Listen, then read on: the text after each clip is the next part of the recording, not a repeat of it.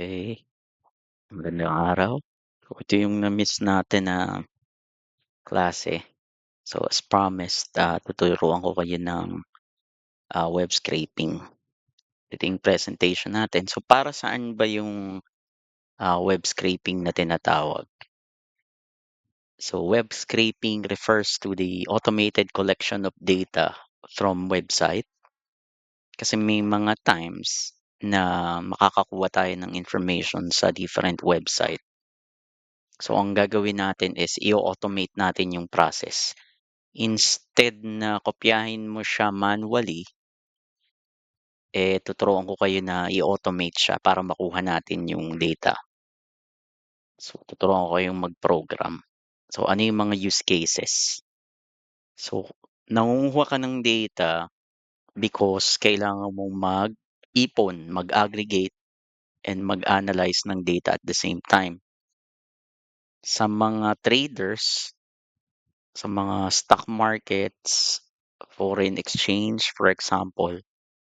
So, para namo-monitor nila yung pricing, kung kailan sila bibili, kung kailan sila magbebenta ng stocks, for example, for competitive analysis.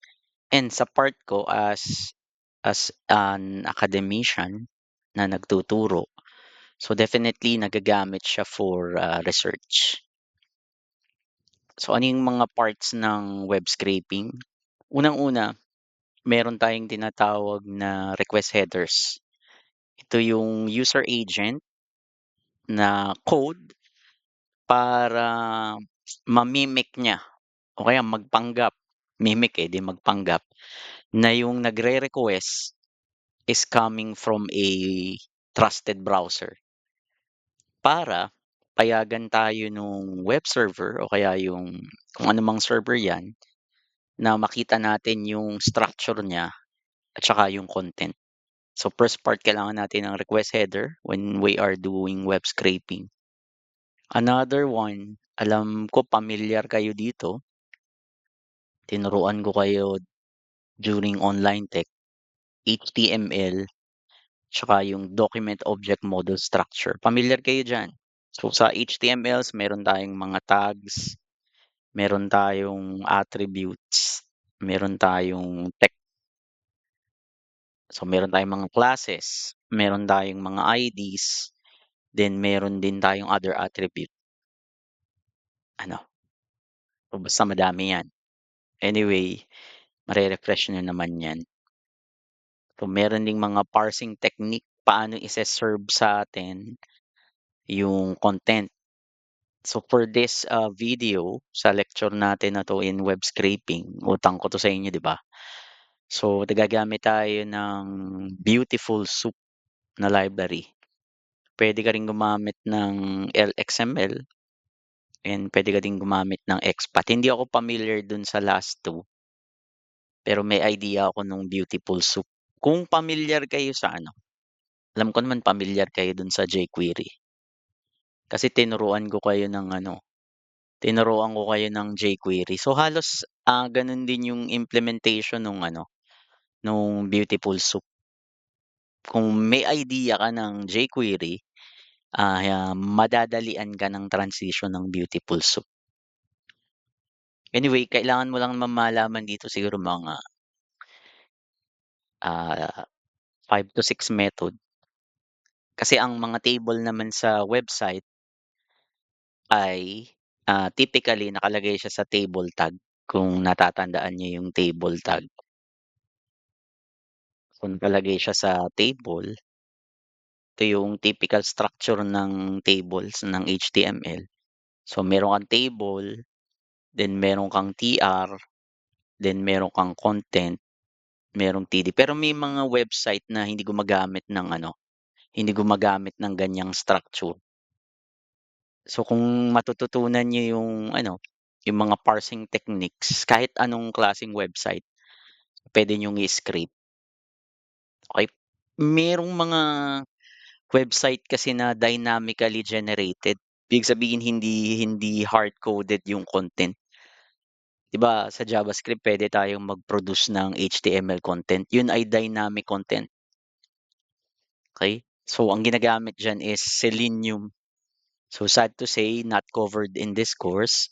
Sir, may idea ka ng Selenium? Meron din, ano, pero hindi siya covered nung ano natin, nung elective 2. So, bibigyan ko kayo idea kung ano yung Selenium, siguro 'pag may time tayo, okey? So, pagwe-web scraping, so since magre-request ka nga ng ano, ng sisilipin mo yung data niya, parang magba-browse ka. So, kailangan i-respect mo yung site rules, kung ano yung puwede mong gawin, what is allowed at saka disallowed dun sa gagawin natin, okey? Kasi puwede kang gumawa ng web scraping na halimbawa for every second magre-request ka, eh. So, kung magbabato ka ng request every second, so maaaring maapektuhan mo yung service nung website. So, dapat maging ano ka, hindi naman maya't maya nagre-request ka ng data, okey? So, dapat ano din tayo, courteous. Kasi marami ding nagamit ng mga web page. So, 'wag nating i-spam, yun na lang yung pinakamagandang term, 'wag mong i-spam yung website kapag nagwe-web scraping tayo. So, may mga ethical and legal considerations 'yan, kaya sabi ko nga sa inyo before, kapag yung website sinasabi niya na hindi allowed i-web scrape, ay 'wag niyo nang i-try. Maghanap na kayo ng ibang source.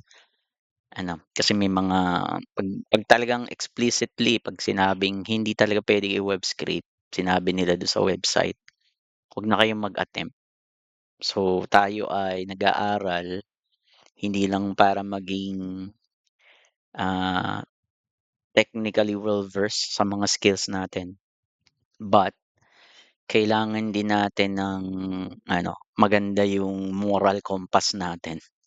Huwag tayong gagawa ng illegal. So, anyway, ituturo ko pa rin 'to sa inyo.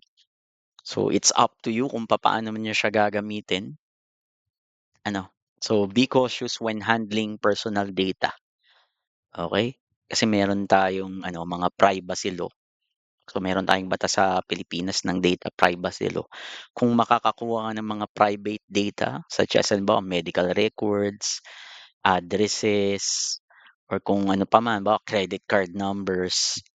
So, medyo mag-ingat lang ano. So, may mga ethical considerations siya. Then part ng web scraping, halimbawa nakuha mo na yung data, hindi mo naman makukuha siya ng ano, eh, ng tama yung formatting. So, lahat ng makukuha mo sa data scraping more or less, ang variable niya is string, naka-object siya na string. So, kung numbers yung i-a-analyze mo, kailangan yung string na for example is 1 is mai-convert mo sa integer na 1 o kaya sa float na 1.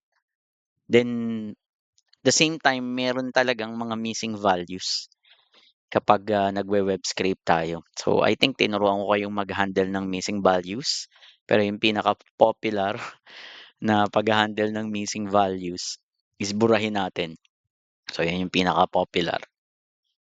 So, ano yung format ng puwede nating i-web scrape? So, sa Python 'pag nakuha mo naman yung data kahit saan mo naman siya i-ano, eh.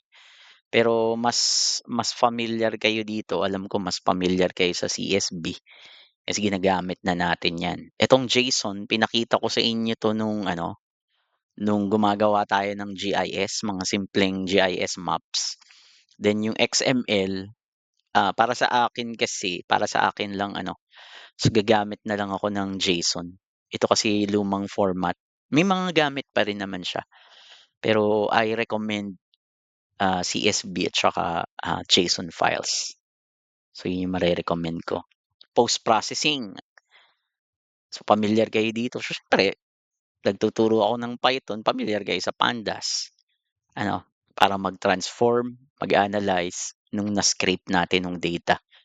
Halimbawa, kukuha tayo ng data about time series, then tinuruan ko naman kayong how to analyze time series data. So, ang kaibahan lang ngayon, meron tayong external source na kailangan mo pang i-program, i-web scrape para makuha mo yung data. So, ganun yung gagawin natin niyo, niyo pala. na-challenge sa laboratory this week. So, pipili tayo ng ng library. So, ang weapon of choice natin is yung Beautiful Soup library. So, ano ba yung Beautiful Soup library? Ito, kapag gumamit ka ng Google Colab, okay na siya. Naka-install na siya dun sa Google Colab. So, kung meron kang offline version, kailangan mong i-download yan. So, ano yung process ng web scraping? Number one, magse-send ka ng HTTP request. Magpapanggap tayo na browser, although browser naman talaga yung ginagamit natin, okey? 'Pag nakuha mo na yung content, sasabihin mo ang parser natin is HTML. Kasi ang web page is ang laman is mga HTML tags. Then, saan tayo kukuha nung data? Ang dami sa internet, ang dami. Pero hindi tayo magda-download ha, ipo-program natin para makuha natin yung data. Kasi minsan ang data kasi is hindi libre. Kailangan magbayad ka minsan, magbabayad ka para makuha mo yung data. Pero kung nasa web page naman, for example, nakakita ka ng table dun ng kung ano man, tapos naalala mo ako, tinuruan kita ng web scraping, so pwede mo siyang makuha. Ngayon, kung makuha mo na yung data, sabi ko nga kanina, hindi pa siya totally malinis. Kailangan mo pa siyang linisin. Okay. So, kailangan mo pa siyang linisin. Then, saan mo siya ilalagay? So, for example, meron tayong, storage nung data. So, halimbawa, ito yung storage.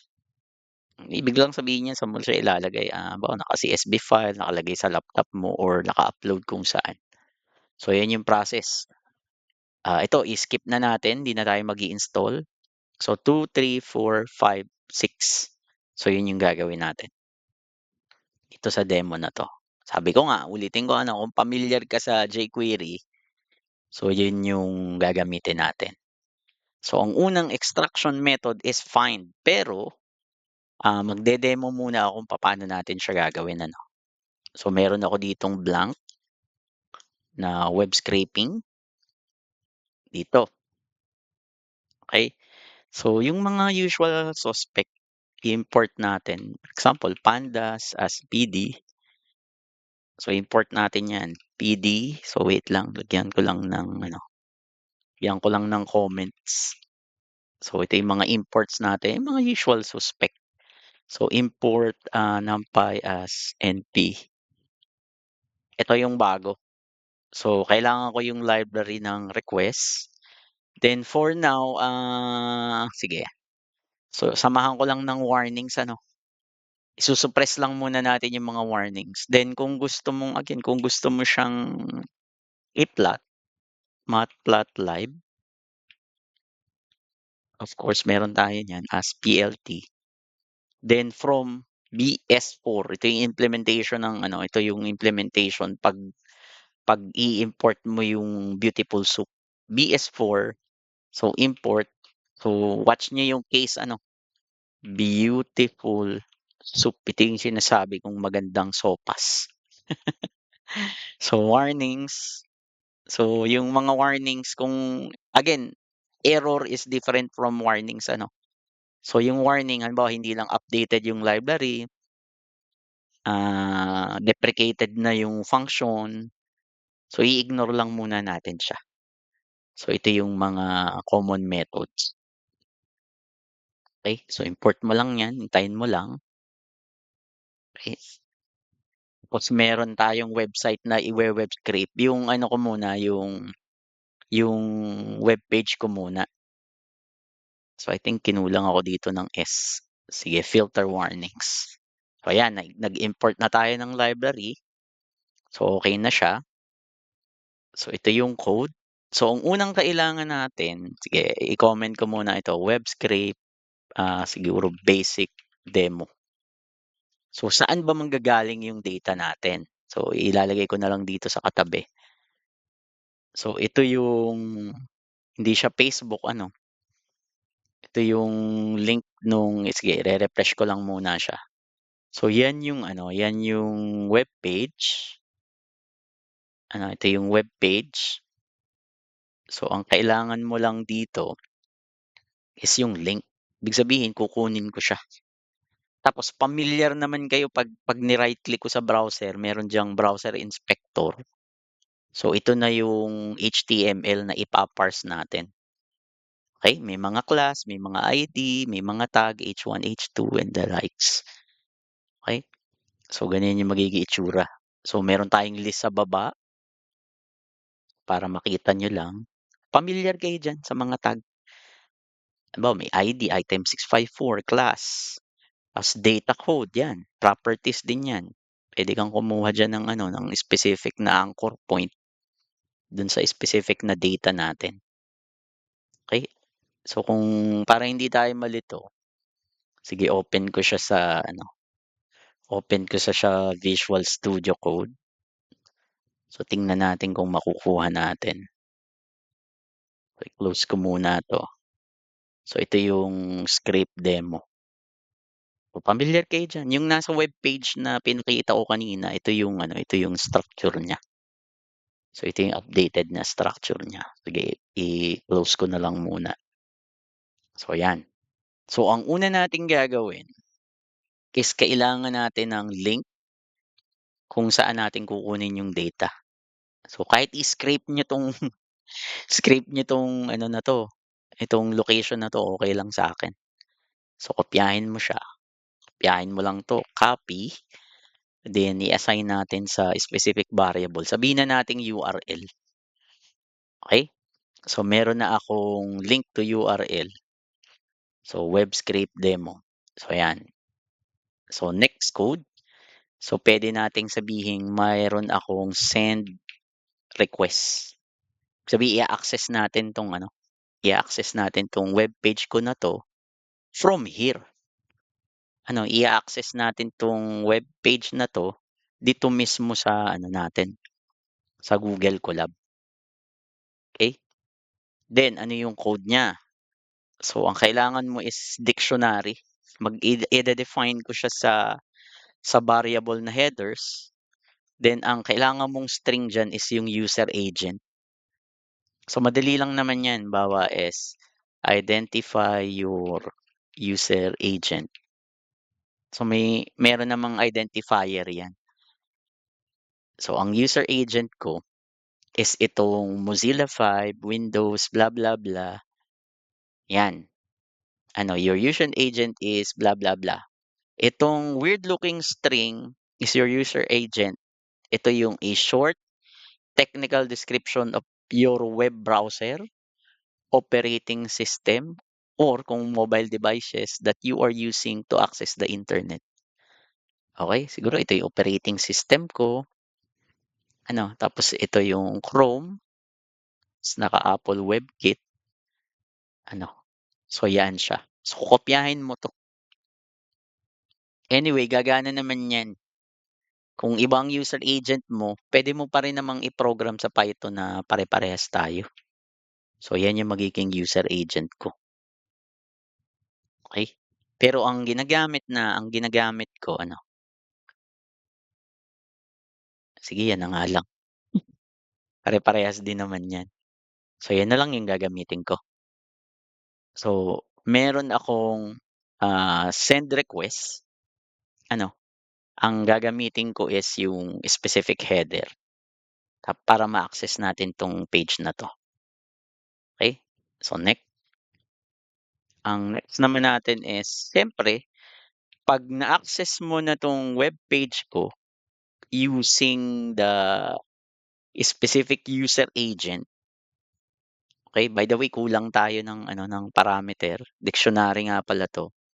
So according dun sa manual meron siyang user agent na ganyan, okey, dictionary. So yung headers ko ang user agent ganito talaga yung pagkaka-type, so ito yung gagamitin natin. Then meron tayong response, so mag-define ka ng response variable. Then dito natin gagamitin yung request na library dito sa taas with S. So, request dot get. So, directive yan, parang ano siya, parang anong tawag dito, kung familiar kayo sa PHP, get tsaka post.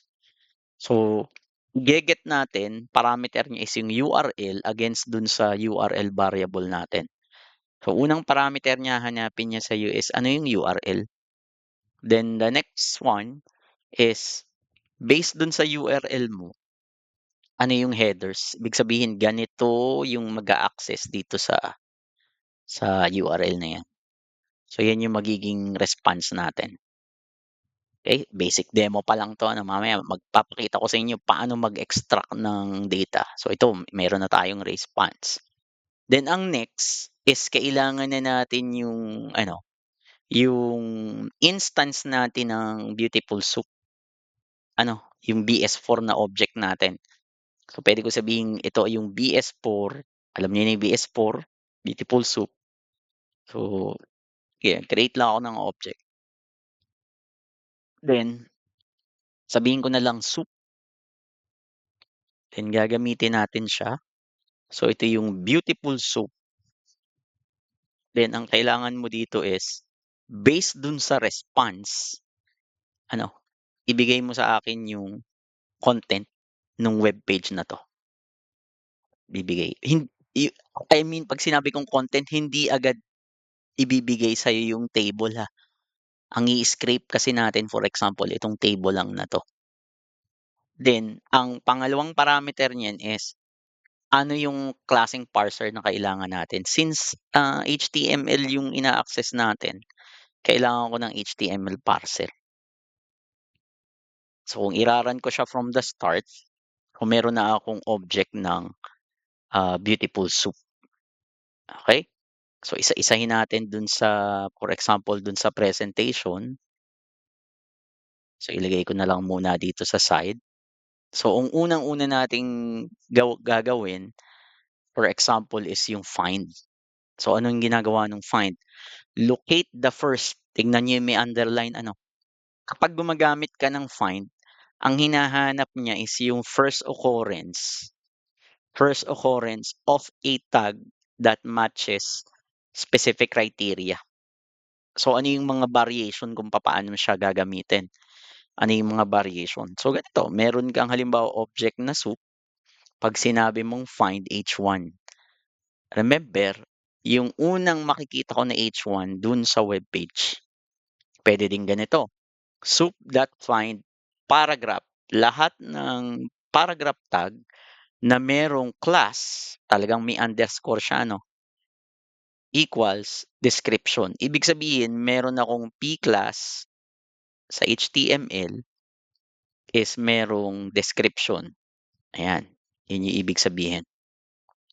Then, next, familiar kayo dito, alam ko familiar kayo dito, div ID main. So, for example, div, so meron akong specific ID na meron akong nagko-contain ng main.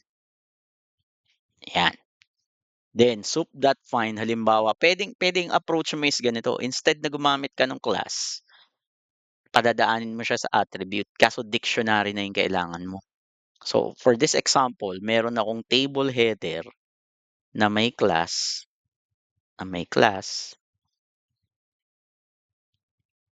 na, for example, is equivalent sa country. Okay, yun kasi ibig sabihin nun, ito'y class, tumaba lang yung ano, yung pen. So, paano natin gagawin yan kung i-a-access natin yung webpage natin? So, ibabalik ko ulit yung ano natin, yung notebook para makita niyo yung each implementation niya. So, umpisahan natin sa simpleng find. So, find yung gagamitin natin. So, ko-comment ko na lang dito, siguro may text dito. Halimbawa, implementation.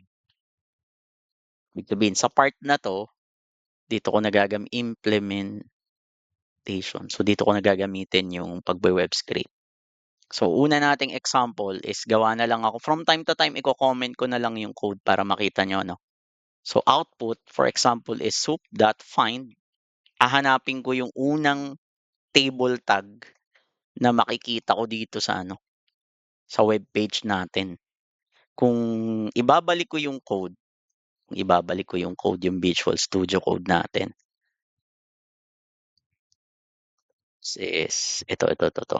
I-open ko lang 'yan, halimbawa 'tong script demo. Ang una niyang makikitang table is ito, technically yung ID table 1. Titingnan natin kung makikita natin siya. So, output find table, 'yan. So, ang una niyang nakita kung mapapansin niyo, ibinabalik niya as HTML. So, okey lang 'yan na hindi na siya naka-indent, basta ang mahalaga nakukuha natin yung data. So, dalawa yung table natin kung ibabalik lang natin ulit yung ano, yung Visual Studio Code natin, dalawa 'yan. Isang table 1 at saka yung isang table 2. Pero ang binabalik lang niya is yung una. Kasi by definition ng find, ang sabi diyan, yung unang occurrence lang, yung first. So, yun lang yung kailangan natin.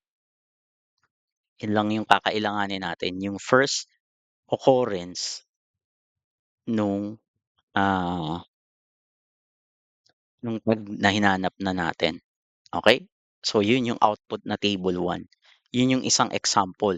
So, for example, iko-comment ko lang ito, puro output yung gagawin natin para makita niyo lang. So, halimbawa, for example, meron naman tayong output is equivalent to halimbawa soup dot find. Naka-connect na tayo, halimbawa table. Yes, may table pero for example, hahanapin ko lang yung table na may ID na 2. So, yun yung ibibigay sa'kin. So, ini-scrape na natin siya. So, wala pang magic na nangyayari diyan kasi hindi pa natin nakukuha yung data. Yes, nasisilip natin yung web page through this cell ng Python, pero hindi pa yan yung ano, yung main output natin. So, tinuturuan ko lang kayo kung papaano yung mga implementation niya.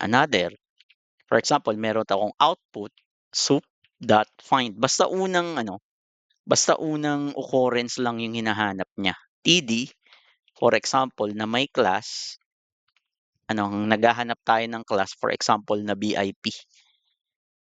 Lahat ng TD na makikita mo na first instance, yung unang TD niya makikita niya na may class na BIP. So, yun yung ibabalik niya. So, TD class BIP Geoffrey O'Donnell. So, hindi na ako babalik dun sa Visual Studio Code natin So, tingnan niyo na lang yung web page na model natin. So, 'pag, in-inspect mo 'yan, right click escape, so makikita mo yung structure. Hindi mo kasi makikita sa yung version nito ng Visual Studio Code. So, the way na mag-i-scrape ka, so talagang i-inspect mo siya, okey? So, ang nauna nating halimbawa, yung BIP, TD class na BIP, ito may BIP din, pero ang first instance na nakita niya is ito kay Geoffrey O'Donnell, okey? Yun yung nakita niya, okey? Yan ay implementation ng tag, ito tag, ito ay tag na may ID, table na may ID, ito ay TD na may class, okey? Puwede nating gawing ganito, properties niya, halimbawa output equals soup.find, naghahanap ako ng TD na may attribute ang hinahanap natin, data occupation. Ito alam ko na kasing may nag-e-exist nito para in the interest of time hindi na tayo maghahanap, pero may nag-e-exist diyan na data occupation, ayan, CEO, for example is, tawag diyan, Ariel Buckner. So, ayan yung sample niya. Okay, ito ay kung lalagyan natin ng ito ay para dun sa find. So, yung definition hindi ko na ilalagay dito, pero siya ay yung, first instance. So, next, kung merong find, ang hinahanap niya yung unang instance. 'Pag sinabi mo naman na find all, lahat ng instances. Parang brute force na search. ano, na tag nagma-match dun sa criteria. Sample, lahat ng paragraph tag, 'yan yung mga example niya. Sige, pakita ko lang. So, yung mga variation niya 'no, lahat ng paragraph tag regardless of their attributes. Kahit anong class niya, kahit anong ID niya, regardless, hahanapin niya. So, puwede din ganitong implementation, find all paragraph na may class, gumamit tayo ng ATTRs, so applicable pa rin 'yan sa ano, applicable pa rin siya sa find all na may, p tags with specific attribute na class na intro. So, puwedeng ganito yung variation niya. Mamaya i-demo natin, isa-isahin lang natin. So, meron kang div main yung variable mo, naghahanap ka ng div na may ID na main, okey? Tapos ang ginawa niya dito, kung i-explain ko lang yung example natin, yung find, sir ang dini-discuss mo find all, bakit merong find diyan? Ang gusto lang nating makita is meron tayong anchor point. Siguro yung paragraph na hinahanap natin is nasa loob nung div. Parang ang nangyayari is ganito, meron kang div na merong specific ID na main, pero concern ka yung nasa loob niya. Ano, under the div main, naghahanap ako ng paragraph. Tapos ano yung ibig sabihin ng recursive equals true kapag lalagyan mo ng recursion? Ang ibig sabihin ng recursive equals true, searches all descendants. So, ibig sabihin lahat. Kahit gaano kalalim yung paragraph mo, halimbawa paragraph, tapos sa loob ng paragraph, may paragraph ka ulit. So, yun yung ibig sabihin niyan. Ano, lahat, damay lahat ng descendants. Ano, lahat ng clan ng paragraph. So, next, meron pa isa. Pag sinabi mo namang recursive false, alam niyo naman ang ibig sabihin ng immediate children, ano? Pag sinabi nating immediate children, halimbawa meron akong hindi H, halimbawa ay div. Sa loob nung div merong paragraph, sabihin ko ng ganyan, okey? Ito'y div main ano, for example. Then halimbawa meron pa sa loob nung div, meron pa another div, halimbawa secondary ang ID o kaya ano. So, 'pag ang tina-target mo lang yung main, ang maapektuhan lang talaga is yung dalawang paragraph dito. 'Pag sinabi mong recursive is false, limit the search to immediate children. Ang immediate children dito ng div ID main is yung dalawang P. Kung ito yung magiging anchor point natin, which is ito yung case. Yun yung ginawa nating anchor point. 'Pag ni-replay niyo 'to, 'pag medyo nabibilisan kayo ano, so maintindihan niyo 'yan. At saka ano, 'pag nanonood kayo ng video, 'wag niyong panoorin lang. Ano, hindi ka gagaling mag-program ng panonoorin mo lang ako kaya nga may laboratory tayo ano. So, kailangan talaga ng ano, ng practice, okey? Ang dami niyang variation kasi gamit na gamit itong find all. Ito naman sinasabi niya dito na find all paragraph na may string exactly 'to ha, exactly na may word na hello. Mamaya natin i-demo lahat, napakalaking demonstration kasi nitong find all. Meron ka din na ano, na ganito, P string equals, ano yung RE? Yung RE na tinatawag is yan ay regular expressions. Gamit na gamit ito in terms ng ano, string matching. Okey, i-search niyo kung ano yung regular expression. Hindi 'to alien language ano, pero mala-alien yung ano, yung makikita mong string matching. Halimbawa, may format ka. Halimbawa, strictly halimbawa, isusulat mo halimbawa, Loctel number ito, dati naming number pero wala na 'to. So, puwede mong sabihing tatlong number ang mauuna, sasamahan ng hyphen, then apat na number. Kung hindi ganyan yung magiging format, hindi yan tatanggapin. So, yun yung gamit ng ano, ng regular expression. Okey? Sana maturuan ko kayo nito. Kasi 'pag programmer ka, ang daming case na kailangan magaling ka sa ano, eh, sa string matching. So tags whose text contains hello. Contains, ibig sabihin, basta meron akong word na hello, ano, exact matching capital H. Kahit yung hello ko is halimbawa is ganito yung text, halimbawa, "Hey, hello." Puwedeng ganyan, match. Puwede sabihing, "Hello, hi." Siguro magma-match. Puwedeng nasa gitna, A, hello, halimbawa ay B. So, puwede kang gumamit ng RE dot compile, ibig sabihin nun regular expression. Puwede mong sabihin ng limit. Although halimbawa 15 yung nakuha mo na paragraph tag, i-limit mo lang sa first 2. So, puwedeng ganyan sa find all. Okay, so demo muna tayo ng find all. So, babalik ko ulit yung ating, browser. So, yan yung find. Ang daming implementation ng find all. So, para malimit lang natin,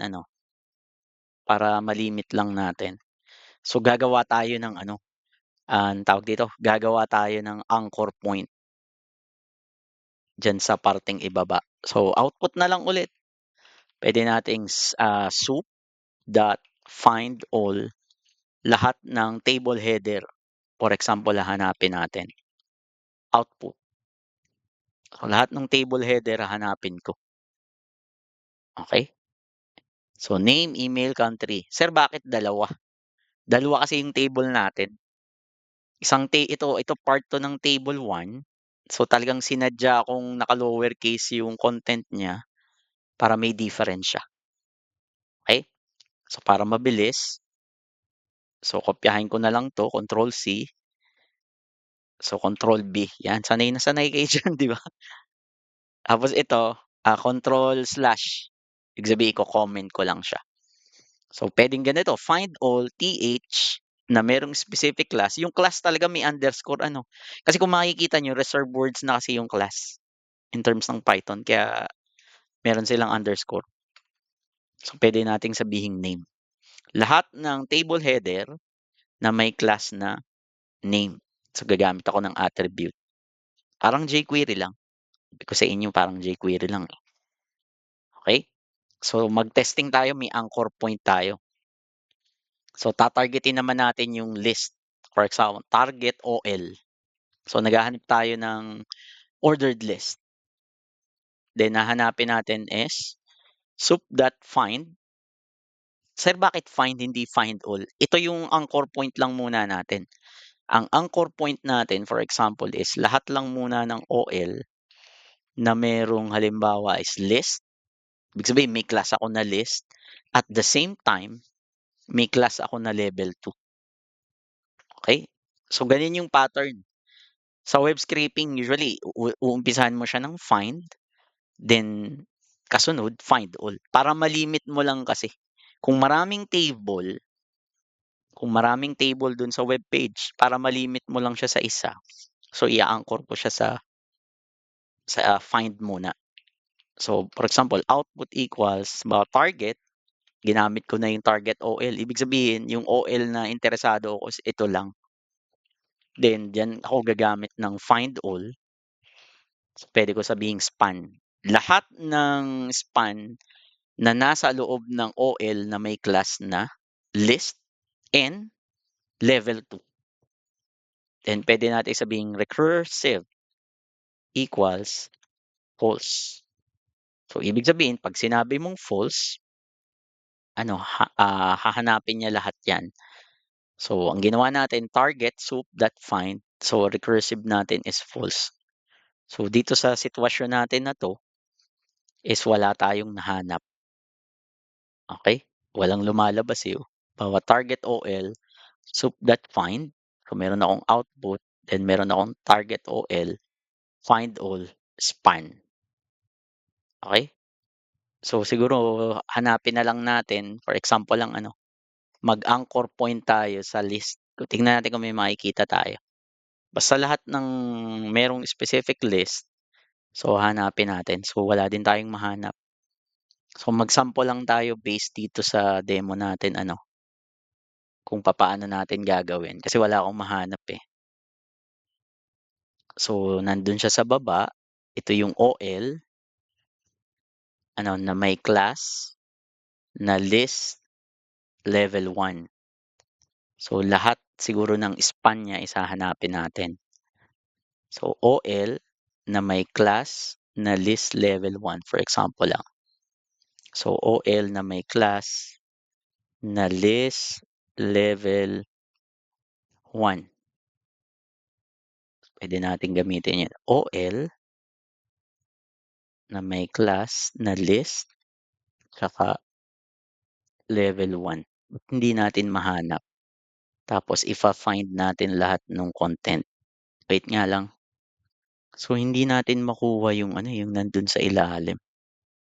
Pero legal naman siya eh. So, testingin muna natin ano. OL na may class na list. So, yun yung anchor point natin.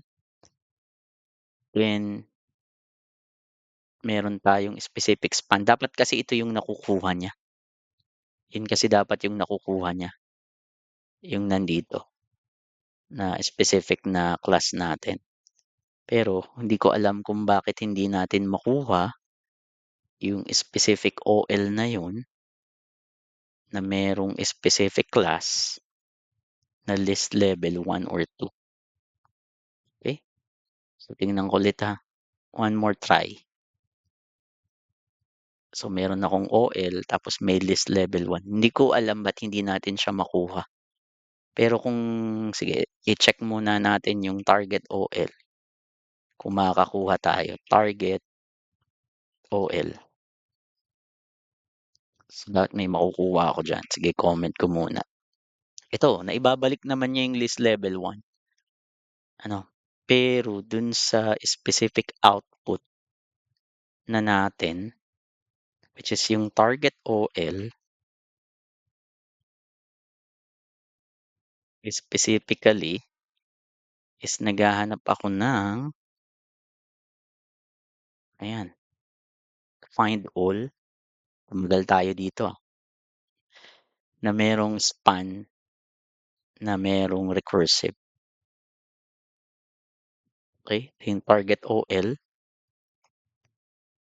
So, dapat nakakakuha tayo ng ano ng specific output. Pero wala tayong makuha. So anyway, so try natin yung iba.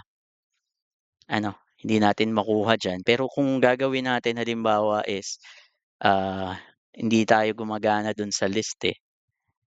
Sige, try natin itong table. Ito yung anchor point natin na may ID na table 1. Sige, baguhin natin yung approach. Dun sa list, hindi ko alam kung bakit hindi siya gumagana. Siguro meron lang akong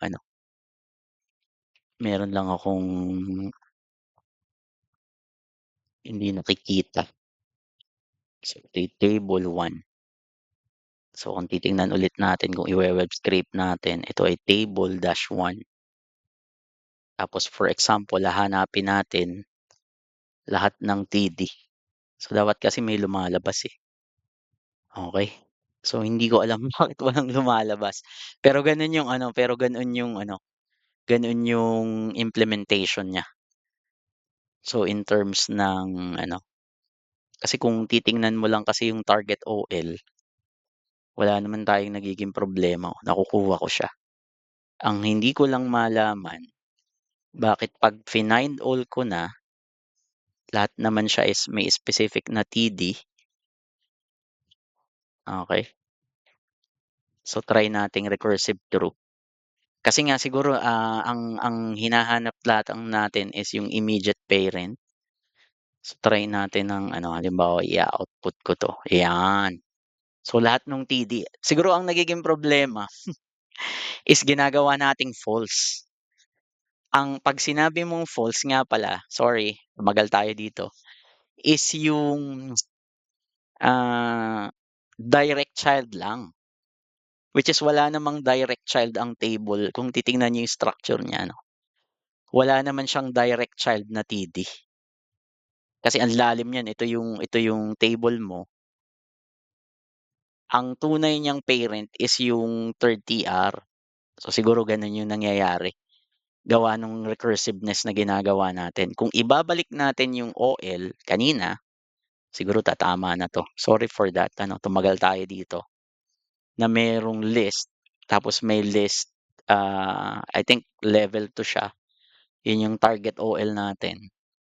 Then ang tina-target natin dito is lahat nung span. So kung gagawin natong recursive, 'yan may makukuha na tayo. Kasi sumisisid talaga siya dun sa ilalim. Which is 'pag sinabi mong false, lilinawin ko lang naghahanap ako ng direct child ng OL na span, which is wala naman talaga. So tama yung code. Which is kung titingnan mo, direct child ng OL natin is Li.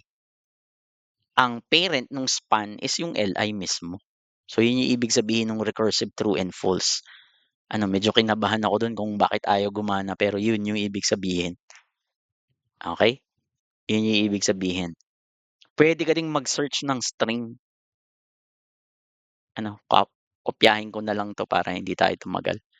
Puwede tayong mag-search din ng specific string. So halimbawa, sige, list 1. So maghahanap tayo ng string, then find all na span na may string is equivalent to, halimbawa ay level 2. So dito ine-expect ko na na walang lalabas diyan. So nasaan yung level 2? So ito yung level 1. So ito yung level 2. So gusto nating mangyari, lahat ng nasa loob ng list na may class na list tsaka level 1 na span, hanapin mo yung level 2. Alam niyo kung bakit walang lumalabas? Meron kasing space tayo dito. Meron tayong space in between. So hindi natin na i-strip 'yan. Tuturuan ko na lang kayo paano tanggalin 'yan. So 'pag sinabi mong may space, dun palang lalabas yung level 2. Kasi meron tayong space both sides. Yun yung ibig sabihin. Okay, may space tayo both sides. Okay, isa-isa natin. So next, so ano pang pwede nating hitahin diyan? So pwede tayong meron ding yung sinabi ko kanina, yung recompile. Sige, kopyahin ko na lang. Tapos kayo na lang bahalang mag-test. Okay, instead na string, so same din yung example So RE, for example compile, regular expression compile, maghahanap ako ng level 2. Yung RE natin is kailangan ko ng definition ng regular expression siguro diyan. Kasi hindi natin makita yung yung ano ba yung tinatawag diyan na RE. So, siguro meron tayong i-import na regular expression muna para mapagana natin yung RE kasi maghahanap yan ng sabihin niya yung RE is not defined. Okay? So, ibig sabihin meron tayong hinahanap na compile na hindi naman natin nakikita. Siguro na kailangan ko mag-define ng ng regular expression diyan. Okay, pero hindi na natin siya gagamitin So, puwede naman. Kaso limot ko na kung ano yung library na sinasabi mo dun sa RE compile. Okay? So, sir paano naman gamitin yung limit? So, copy paste na lang tayo So, puwede mong for example is gamitin yung limit. Halimbawa, list level 1 then find OL nested list kasi 'to kung titingnan niyo siya, sa loob nung OL ko is maaaring meron pa ulit OL, sa loob nung OL is merong OL. So, ibig sabihin niyan naghahanap ako ng OL na list level 1 and hanapin mo yung OL na may class na list level 3, ipakita mo lang is dalawa. I-limit mo siya sa 1. Ito siya, list level 3, ito ay list level 3. So, 'pag sasabihin mong limit 1, bibigyan ka lang niya ng isa. 'Pag sinabi mong 3, since dadalawa naman 'yan at I think tatlo sila, isa, dalawa, tatlo. Sorry, tatlo pala sila. So, halimbawa gusto mo ng 4, tatatlo lang naman, yun yung ibig ko sabihin. So, puwede mo siya i-limit sa dalawa kahit tatlo lang. So, yaan yung find all. Ang pattern niya kailangan meron kang gustong gamit talaga niyan sa tunay na buhay, may anchor point ka kung saan mo uumpisahan, then na yung find all, dun mo tatargetin kung ano yung hahanapin mo. So, yan yung magiging output natin, okey? So, may mga output pa rin tayo pero balik ko na lang 'to ano, kasi yung output natin is nagiging out din ng taas, para lang malinaw, okey? So, so meron tayong, select. Matutuwa ka dito sa select kasi ito yung itsurang jQuery, kung natatandaan niyo pa yung jQuery natin. Ano, wala yung pen ko, okey, ayun, okey. So, So, 'pag select naman, kung gumagamit ka ng find at saka find all, hinding-hindi mo magagawa yung ganitong notation. Napaka-descriptive nung select. Ano, sabi ko nga itsura lang siyang jQuery. Ang ibig sabihin lang nito, select div na may ID na main. So, another approach puwedeng ganito, div na may ID na main, tapos nasa loob niya, space ang ginagamit ko, descendant selector. Hanapin mo yung paragraph na may class na description. Yung second example natin, div tag na merong, kung tandaan niyo pa 'yan, direct child. Ibig sabihin direct child na may OL na may class na list.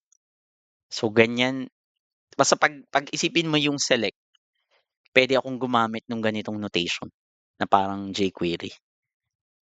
'Yan, select, extract elements using CSS selector. So, sir, lahat ba naapektuhan niyan? Yes. Lahat ng existing na mayroong p.description na nasa loob ng div ID main is tatamaan. Then meron siyang kapatid, ano, select one. Sige, discuss ko na lang muna. So, itong select one, extract the first element that matches a given CSS selector. 'Pag sinabi mong select one, gaya kanina, 'pag sinabi mong find, yung unang instance lang. So, 'pag sinabi mong select one, yung pinakauna lang. Kahit marami ka na paragraph sa loob nung div ID panels, div class panels, yung unang paragraph lang yung makukuha niya. So, ganito din, yung unang OL na may class na list, under direct child siya ng div header, yun yung makukuha niya. Okey? Sige, hahaba na, demo ulit. So, tayo ay nasa ano na, so demo natin dito. So, ito ay select. So, select muna siya. So, meron tayong specific select, madali lang 'yan ano, so output, so meron akong output equals soup dot select.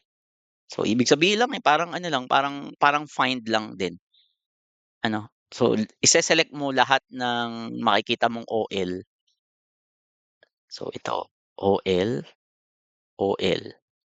Ano, parang find all, pero puwede akong gumamit nung iba't ibang klaseng tag. So, for example, sige, kopyahin ko na lang ulit.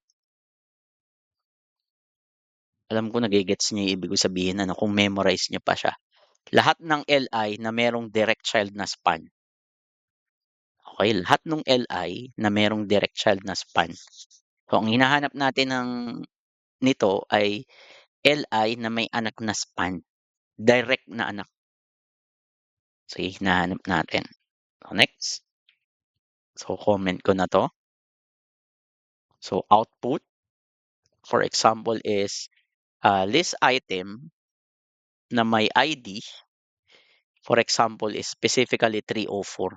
ID yan, malamang isa lang, ano.